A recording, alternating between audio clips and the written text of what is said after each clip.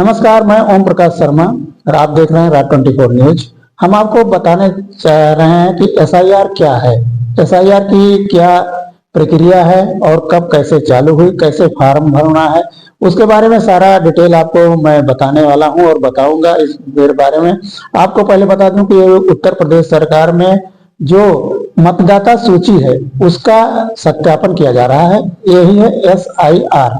इसका हिंदी में है कि मतलब कि जो चुनाव की सूची है उसी का फिर से उसका सत्यापन किया जा रहा है। उसी के लिए एक फॉर्म जो आपके क्षेत्र में आएंगे बीएलओ वो आपको देंगे और वो बताएंगे कि किस प्रकार से क्या क्या डॉक्यूमेंट आपको भरना है, कैसे करना है। नहीं बताते हैं तो मैं आपको वीडियो में बना रहा हूं और वीडियो में आपको एक एक जो लाइन है, एक एक जो डाट काम है उसको मैं विस्तार से बताऊंगा।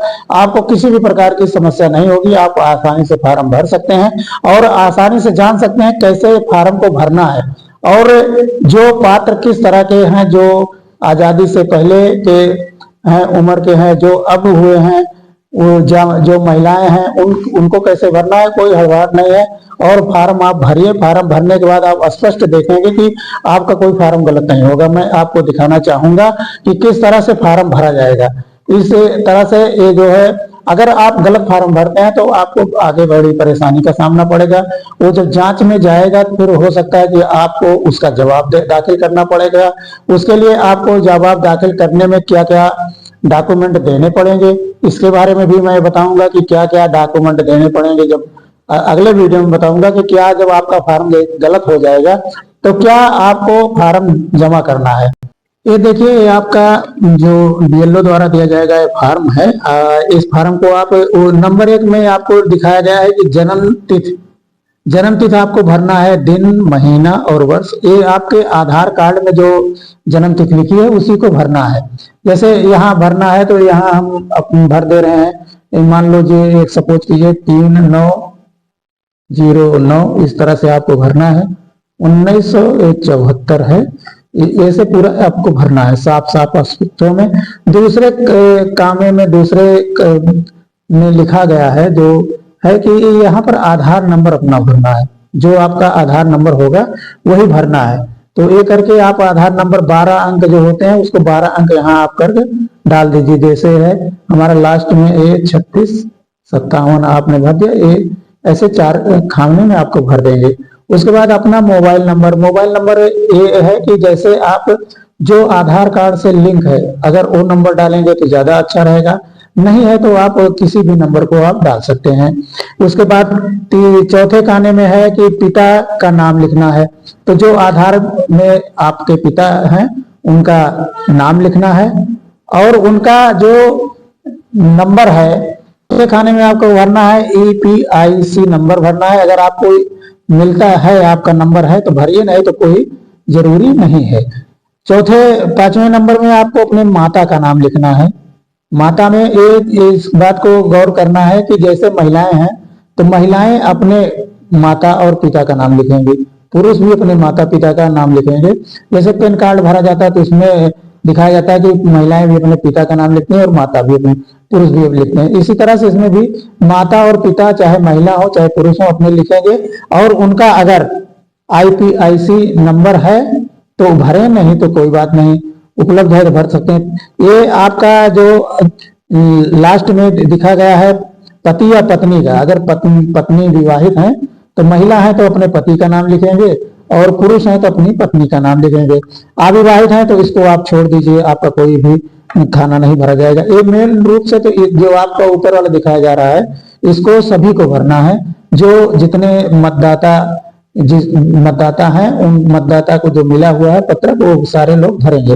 और ये अनिवार्य है कि अपना डिटेल मुख्य रूप से अपना भरना है, चाहे वो महिला हो चाहे पुरुष हो, सभी को अपने इस डिटेल को भरना है। आपको एक बार फिर से बता दें कि ऊपर जन्म तिथि रहेगी, दूसरे नंबर पर आधार नंबर रहेगा, तीसरे नंबर पर मोबाइल नंबर रहेगा उसके बाद अपने पिता का नाम लिखेंगे, नहीं है तो कोई बात नहीं है।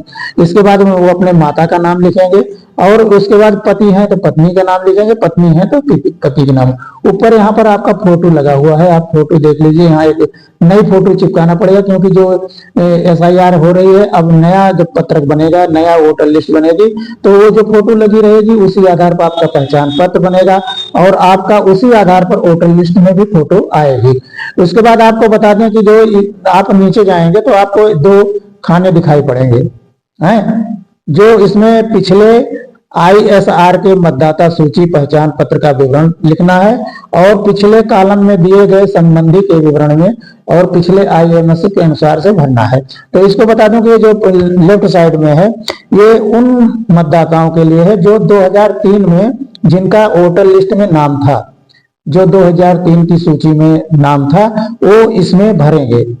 उनके लिए ये है कि जैसे यहाँ भरा जा रहा है, इनका 2003 में नाम लिस्ट में था, तो एक आप ना यहाँ पूरा डिटेल भरेंगे। इसमें निर्वाचक का नाम है, जिसका नाम मतदाता है वो नाम अपना भरेगा। उसके बाद दूसरे नंबर पर अपने संबंधी का जहाँ नाम लिखा गया है वहां पर अपने पिता का नाम लिखेगा, और नीचे संबंध क्या है, पिता है, उनको लिखेगा। अगर महिला है तो वो भी महिला जो है अपने जो संबंधी हैं, जैसे पति हैं, उनका पति का नाम लिखेंगे, पति का नाम पति लिख करके। उसके बाद किस जिले से हैं, जैसे सुल्तानपुर जिला है, राज्य में उत्तर प्रदेश। और एक बात है, आपको विशेष जो गौर करने वाली बात है, इसमें विधानसभा निर्वाचन क्षेत्र का नाम लिखा गया है। तो इसमें बहुत से सारे लोग गलती कर रहे हैं। वो गलती करने का मैं कारण बता दूं कि गलती क्यों कर रहे हैं लोग। गलती कर रहे हैं किस लिए कि जो 2003 की सूची बनी थी, उसके बाद 2007 में नया परिसीमन के लिए प्रस्ताव आया कि 2007 में जो विधानसभा हैं, उन विधानसभाओं का कहीं से विलय किया गया, कहीं से तोड़ा गया, और विधानसभा बढ़ाई गई कितनी, तो 2012 तक विधानसभाओं का चुनाव जो हुआ तो नए हिसाब से नई विधानसभा बन गई। तो उसमें आप लोगों को इस गौर को ध्यान करना है कि 2003 में आपकी कौन सी विधानसभा थी उस समय, उस विधानसभा का इसमें विवरण देना है, न कि आज विवरण देना। क्योंकि भौतिक स्थिति में हो सकता है कि आपकी विधानसभा चेंज हो गई हो, और 2003 में विधानसभा दूसरी रही हो और विधानसभा का नंबर भी दूसरा रहा हो, तो उसको बहुत यहाँ पर लोग गलती कर देते हैं। इस बात को भी गौर करना है कि विधानसभा जो 2003 में आपकी थी, उसको विशेष रूप से आपको ध्यान देना है कि वहां आपका विधानसभा 2003 में क्या थी और आज क्या है। आज वाला नहीं लिखना है, जो 2003 में थी उसका नाम लिखना है।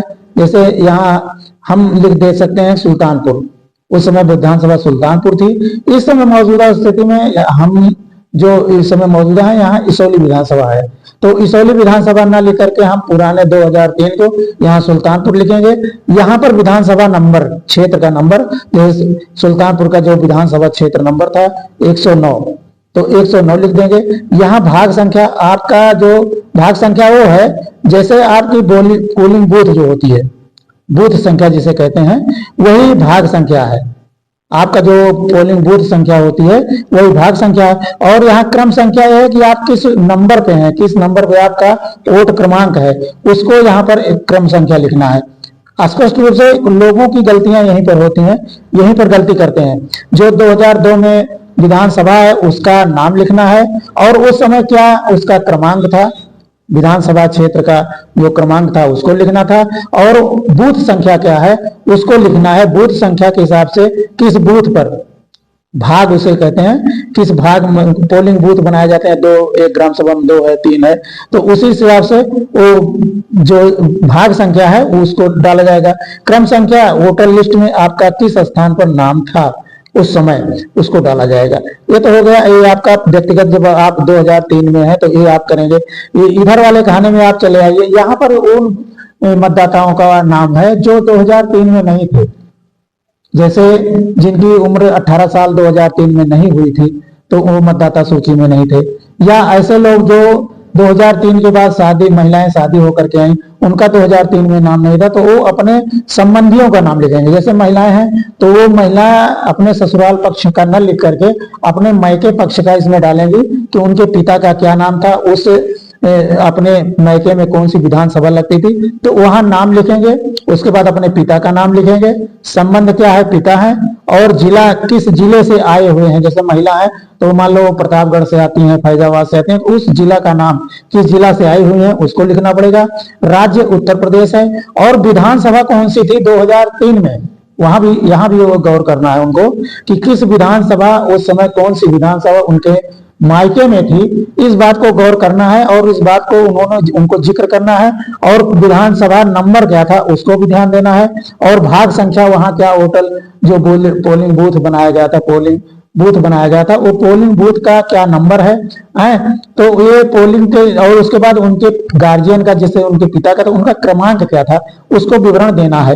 ये चीजें विशेष रूप से गौर करना है। यहीं पर लोग गलती कर रहे हैं, ये गलती ये जो करते हैं, यही से आपका जो है, अगर मैचिंग नहीं होगी तो आपका हो सकता है फॉर्म रिजेक्ट कर दिया जाए या आपसे दोबारा मांगा जाए। तो इस बात को आप लोग गौर करिए और विशेष रूप से ये गलती मत करिए। उसके बाद आप नीचे आएंगे तो यहाँ मतदाता के किसी 10 पारिवारिक सदस्य का हस्ताक्षर एवं अंगूठा के निशान होने चाहिए, और यहाँ बीएलओ के साइन होंगे। ये पूरा फॉर्म आपको मैंने दिखा दिया है और पूरा फॉर्म आपको बता दिया है कि किस किस प्रकार से पूरा फॉर्म भरा जाएगा, और उम्मीद है कि आप इस फॉर्म को समझ गए होंगे। और मैं अगली कड़ी में आपको जब आऊंगा तो इसके बारे में अगले भाग में जब आऊंगा तो आपको फिर बताऊंगा कि किस तरह से, क्या अगर आपका फॉर्म रिजेक्ट होता है तो आपको क्या डॉक्यूमेंट देना पड़ेगा, कैसे करना पड़ेगा, इसके बारे में मैं पूरा विवरण दिखाऊंगा। बहुत बहुत धन्यवाद।